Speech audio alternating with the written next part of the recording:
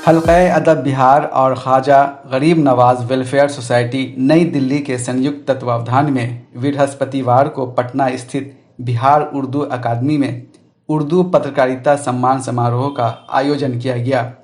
समारोह के दौरान उर्दू भाषा के विकास और पत्रकारिता के क्षेत्र में योगदान देने वाले लोगों को सम्मानित किया गया। समारोह में उर्दू भाषा और साहित्य से जुड़ी कई मशहूर हस्तियां मौजूद थीं। समारोह को संबोधित करते हुए उप मुख्यमंत्री रेणु देवी ने कहा कि न हिंदू मुसलमान में फ़र्क है, न उर्दू और हिंदी में कोई अंतर है। उन्होंने महिलाओं को आगे बढ़ाए जाने पर भी बल दिया। संबोधन के दौरान रेणु देवी ने कई अशार भी पढ़े। बैठे हुए हमारे सभी बुजुर्गों, भाइयों और बहनों, सबसे पहले मैं आपको आज प्रणाम करती हूँ। मुझे बड़ी खुशी है कि आपके बीच मुझे लगता है कि शायद मैं बगल वाले हॉल में एक बार और कंप्लीट की 2010 के भीतर मैं आई थी और दूसरी बार हमें बिहार उर्दू अकादमी के भीतर आपने जो सम्मान दिया है उसके लिए सचमुच मैं हृदय से आपका आभार। मुझे खुशी है कि आपने अपने दिल में हिंदुस्तान रखते हैं, नहीं बिकते हम शान और शौकत के बाजार में, पर्वत से भी नहीं लड़ जाए ऐसी ईमान रखते हैं।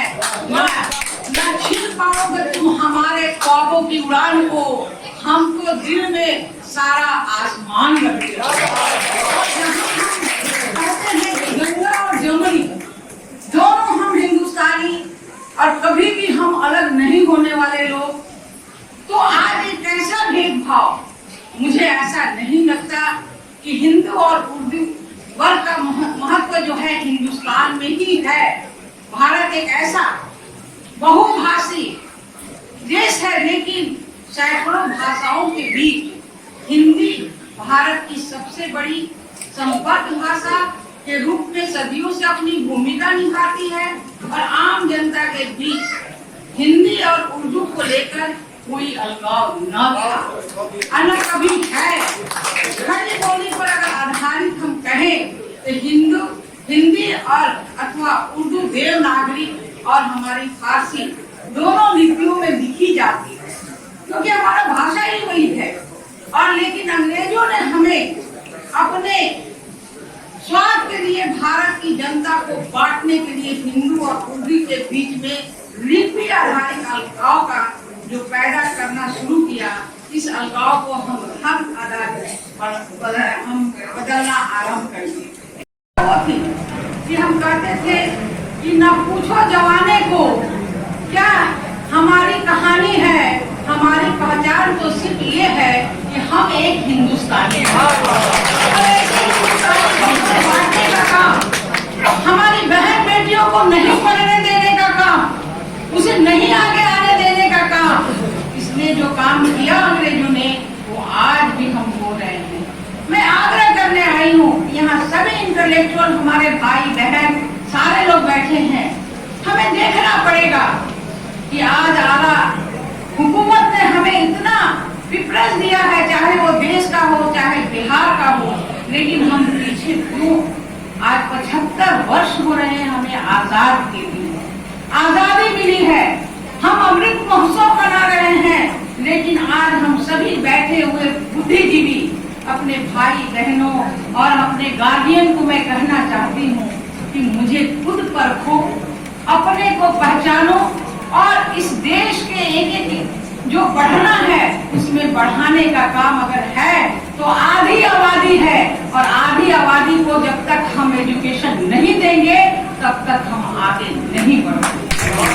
आधी आबादी पर तो ज्यादा जोर देना है, भाइयों पर भी जोर देना है और देखना है कि मैं जहाँ हूँ, क्योंकि भगवान ये नहीं कहते मैं जहाँ हूँ वहीं पे हमारी खूबसूरती है। अगर हम मरते हैं तो भूल जाते हैं, अगर आप जाते हैं तो सवा गज जमीन लेते हैं। इसकी खूबसूरती को पहचानना पड़ेगा। ये मेरा है, ये मेरी हिंदुस्तानी मेरी माँ है, हिंदुस्तान हमारा पिता है, और उसको अगर हम नहीं पहचानेंगे, उसे हम आगे नहीं ले जाएंगे तो हमारा क्या होगा।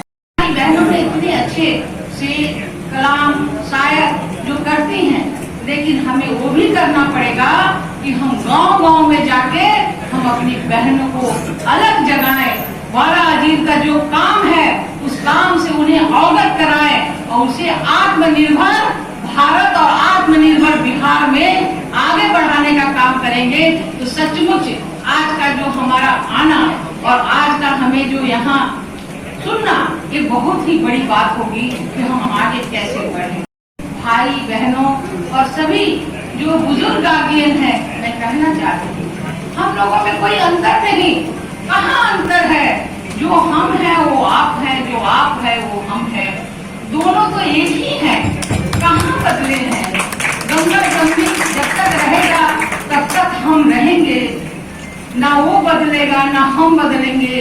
लेकिन जमाना जो कहता है उसके पीछे ना जाके हम आगे बढ़ के रहेंगे। यही सब बातों के साथ मैं अपनी वाणी समाप्त करती हूँ। जय हिंद, जय भारत। कहते हैं इस समारोह के आयोजन के पीछे कुछ खास उद्देश्य छिपे हैं। इसके बावजूद ऐसे आयोजनों से अगर गंगा जमुनी तहजीब को फरोग हासिल होता है तो वो होते रहना चाहिए। कैमरा पर्सन शीश अहमद के साथ सैयद जावेद हसन, बिहार लोक संवाद .net पटना।